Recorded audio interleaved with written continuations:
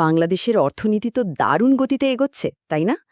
কিন্তু এই সাফল্যের পেছনে একটা বিশাল শক্তি, বলা যায় একটা ইঞ্জিন এখনও পুরোপুরি চালু হয়নি। আর সেটাই হলো ব্যবসায়িক গবেষণা।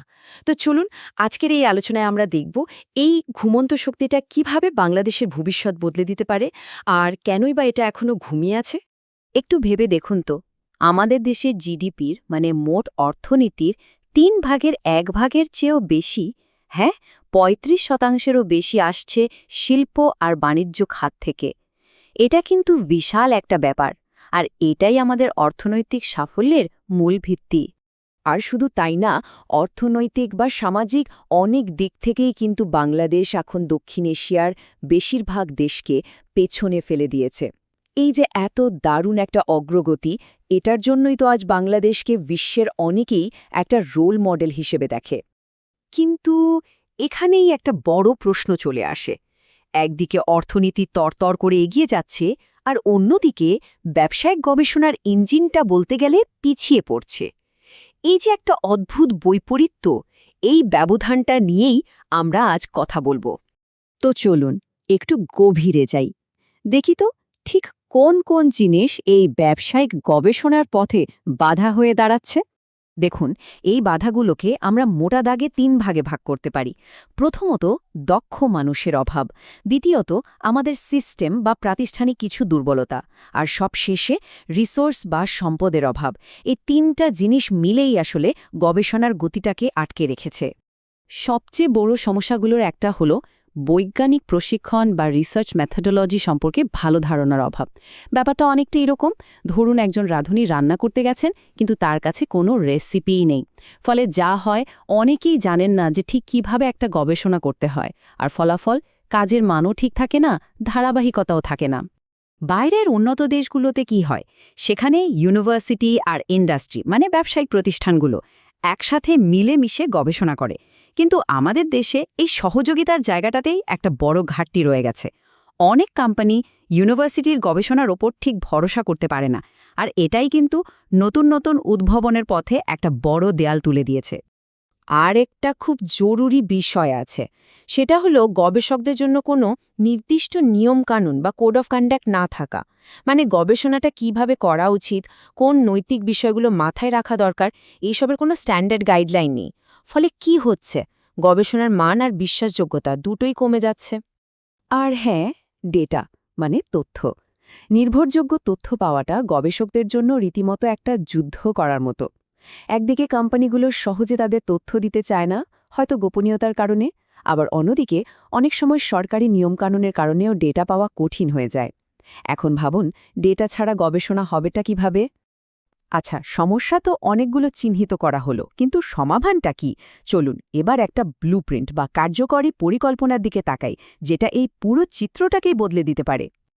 এই পরিবর্তনের রূপরেখাটা কিন্তু বেশ সহজ। 3 ধাপের একটা প্ল্যান।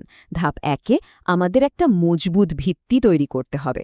ধাপ 2, যারা গবেষণা করবেন তাদের আরও দক্ষ করে তুলতে হবে। আর সবশেষে 3 নম্বর ধাপে এই পুরো ইঞ্জিনটা চালানোর জন্য যে জ্বালানি দরকার, মানে বিনিয়োগ, সেটা নিশ্চিত করতে হবে। তো প্রথম ধাপটা কি? ভিত্তি তৈরি করা। এর মানে হলো সিস্টেমটাকে ঠিক করতে হবে, ডেটা যাতে সহজে পাওয়া যায় সে ব্যবস্থা করতে হবে, গবেষকদের জন্য একটা স্পষ্ট আচরণবিধি বা কোড অফ কন্ডাক্ট তৈরি করতে হবে, আর নিশ্চিত করতে হবে যেন গবেষণার কাজে নৈতিকতার কোনো ঘাটতি না থাকে। এরপর আসে দ্বিতীয় ধাপ, মানুষকে নিয়ে কাজ করা। আমাদের আরও বেশি ট্রেনিং ইনস্টিটিউট দরকার, যেখানে হাতে কলমে শেখানো হবে। বিশ্ববিদ্যালয়গুলোতে রিসার্চ মেথোডোলজির ওপর আরও জোর দিতে হবে। আর সবচেয়ে বড় কথা, গবেষণাকে একটা গুরুত্বপূর্ণ পেশা হিসেবে স্বীকৃতি দিতে হবে, সম্মান দিতে হবে। আর সব শেষ ধাপ, 3 নম্বর, সেই জ্বালানির ব্যবস্থা করা, মানে অর্থায়ন। এখানে সরকারি আর বেসরকারি দুই পক্ষকেই এগিয়ে আসতে হবে, ফান্ড বাড়াতে হবে, আর বড় বড় কোম্পানিগুলোর জন্য নিজেদের রিসার্চ অ্যান্ড ডেভেলপমেন্ট বা R&D বিভাগ থাকাটা বাধ্যতামূলক করা যেতে পারে। এটা কিন্তু একটা গেম চেঞ্জার হতে পারে। ভাবুন তো একবার, এই পুরো পরিকল্পনাটা যদি ঠিকঠাক মতো বাস্তবায়ন করা যায়, তাহলে বাংলাদেশের জন্য কতটা বড় একটা সম্ভাবনার দরজা খুলে যাবে। চলুন একটু উঁকি দিয়ে দেখি সেই ভবিষ্যৎ।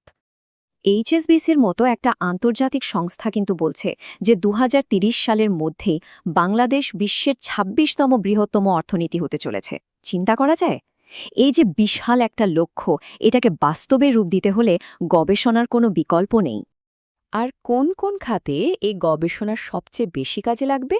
আমাদের তৈরি পোশাক শিল্প, যেটা আমাদের অর্থনীতির প্রাণ, দিন দিন বাড়তে থাকা ই-কমার্স আর ই-ব্যাংকিং, আমাদের কৃষি, পর্যটন, এমনকি ক্ষুদ্র ও কুটির শিল্পেও প্রত্যেকটা জায়গাতেই গবেষণার মাধ্যমে নতুন কিছু করার দারুণ সুযোগ আছে।